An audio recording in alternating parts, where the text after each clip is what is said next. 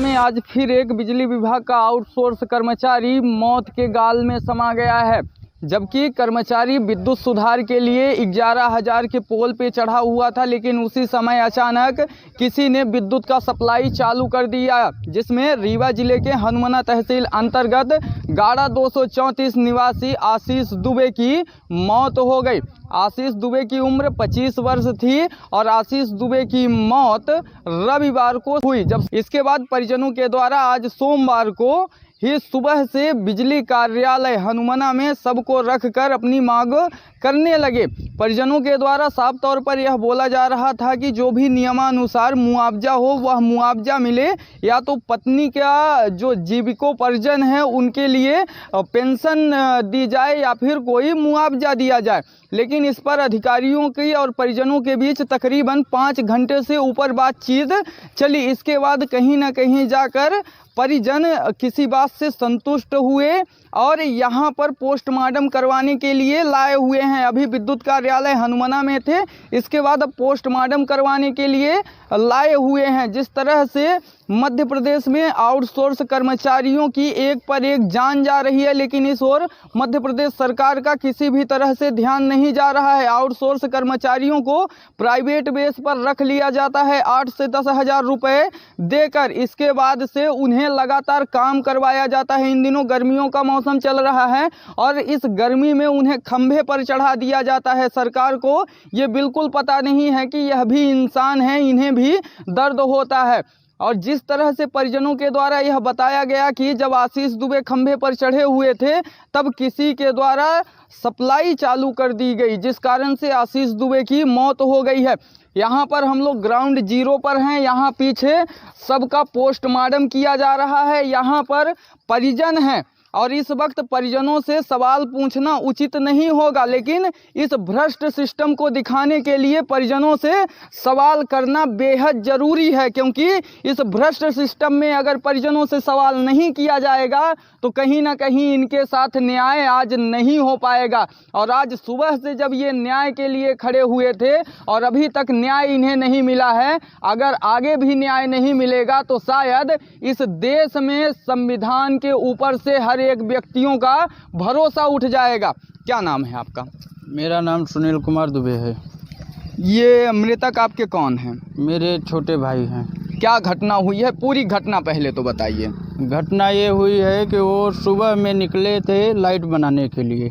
गए लाइट बनाने चचाई रघुनाथगढ़ पड़ता है, उसमें चचाई आती है, वहाँ जगह वो गए थे, लिए सिट डाउन लिए थे। सिट डाउन लेने के बाद वो ऊपर चढ़े खंभा पे चढ़े। एक बार उसको पूरा तार जोड़ दिए। तार जोड़ने के बाद नीचे उतर आए। नीचे उतरने के बाद वो ऑपरेटर को फ़ोन लगाए, बोले भाई लाइट चालू करो। लाइट उसने चालू किया। लाइट चालू करने के बाद कहीं पे लाइट फॉल्ट थी, फिर जहाँ वो जोड़े हुए थे वहाँ से फिर जल गया। फिर उसने फ़ोन किया ऑपरेटर को कि भाई लाइट बंद कर दीजिए। लाइट फिर जल गई है। लाइट कटाने के बाद उसने ऊपर फिर चढ़ गया। एक तार जुड़ा हुआ था, दूसरा तार उसने जोड़ा, तीसरा तार जब जोड़ने के किया तो जो ऑपरेटर था उसने लाइट चालू कर दिया। लाइट चालू करने के लिए उसी में करंट मारा। उसके बाद क्या हुआ कि आज करीब 2 से ढाई महीने 3 महीने के पहले से ऑपरेटर और जो मेरा छोटा भाई था उसका थोड़ा कंपटीशन चलता था। उसके वजह से उसने लास्ट में लाइट मामूली करीब 1 सेकंड के लिए चालू किया था। 1 सेकंड के लिए चालू किया। 11,000 वोल्टेज के लाइट आई है। लुक से हुई है, हत्या भर होने खातिर आई है। उसके बाद उसने वहाँ लाइट उसको मारा ऊपर, वहाँ से वो उसने गलगलाया और फिर वहाँ से गिर गया नीचे। ये घटना कब की है? ये घटना कल करीब 8:30 बजे, पौने 9 बजे के लमसम में सुबह का है। संतुष्ट तो नहीं है, लेकिन अब क्या करें, लहा से अभी 24 घंटे हो गया रखे हुए हमको, तो अब मजबूरी है हमको। जिन्होंने चढ़ाया और गिराया उन्होंने कुछ नहीं दिया उनको। और क्या प्रशासनिक अधिकारियों के द्वारा क्या बोला गया कि कार्यवाही की जाएगी या फिर नहीं, जिसको आप लोग दोषी बता रहे हैं? बोले हैं कि उसका एमआरआई होगा मशीन का, उसके बाद फिर जो होगा कोर्ट में किया जाएगा जांच। एक आउटसोर्स कर्मचारी की मौत हो गई है, इसके बाद अभी तक प्रशासनिक अधिकारियों के द्वारा यह बोला जा रहा है कि हम जांच करेंगे, जांच के बाद जो भी तथ्य आएंगे उसके आधार पर कार्यवाही करेंगे। जांच के नाम पर आगे का खेल क्या होता है ये हमें बताने की ज़रूरत नहीं है, सबको पता है कि जांच के नाम पर आगे खेल क्या होगा। आप कौन हैं? मैं प्रशांत शुक्ला। मृतक के कौन है? मृतक के नहीं है, मृतक के हम साथी हैं, उसके साथ में काम करते हैं हनुमाना डीसी में, है ना। और उसका बनाया हुआ मैं अध्यक्ष हूँ हनुमाना डीसी का, उन्हीं भाइयों का बनाया हुआ।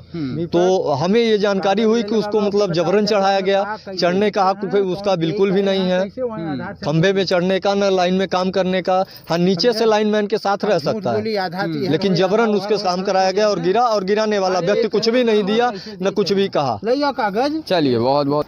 यहाँ पर मृतक के अभी परिजन थे, हम इनसे बात किए हैं और अभी मृतक के परिजनों से उस तरीके से सवाल भी करने लायक नहीं है, क्योंकि उन्हें कहीं ना कहीं जिसके घर का एक चिराग बुझ गया हो, उनसे क्या सवाल किया जाए ये आप खुद ही सोच सकते हैं। इस समय पे उन्हें तो यह लग रहा है कि किसी तरह से उनका बेटा घर पे पहुंच जाए और वो अंतिम संस्कार कर लें, लेकिन उस बेटे के पीछे एक और लेडीज भी है जो उनकी पत्नी है और छोटे छोटे बच्चे हैं, उनका भविष्य क्या होगा इस पर भी सोचना बेहद ज़रूरी है।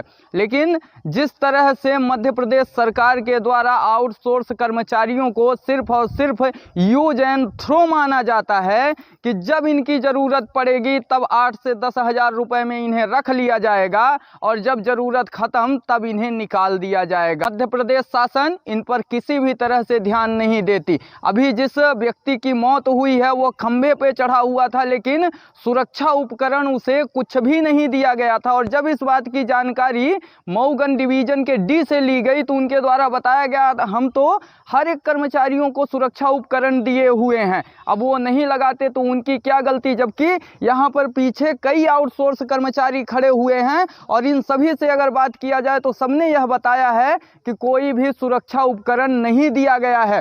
अब आपको खुद तय करना है कि आखिरकार इस मौत का जिम्मेदार कौन है।